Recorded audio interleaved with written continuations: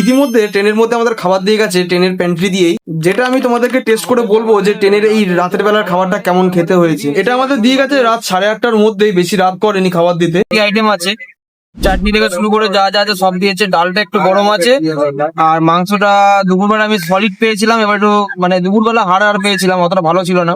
এখন একটু আলাদা দেখায় আমি একবার। মোটামুটি দেখে টাটকাই লাগছে, সবই খারাপ।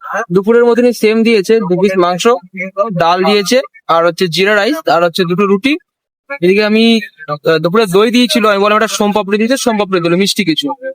আর এদিকে আমের আচারটা আছে, মানে সব টাটকা আছে, খারাপ কিছু বলবো না আমি। গরম আছে, রুটিগুলো একটু ঠান্ডা ঠান্ডা লাগছে, হতেই পারে, সেটা সমস্যা নেই। এখন আমাদের ট্রেনটা বিজয়নগরমে দাঁড়িয়েছে। এটা নিয়ে হচ্ছে সেকেন্ড টপিস, যেটা তোমাদেরকে দেখাবো। এটা হচ্ছে প্ল্যাটফর্মটা, আর প্ল্যাটফর্মে আমাদের এখান থেকে জল ভরছে।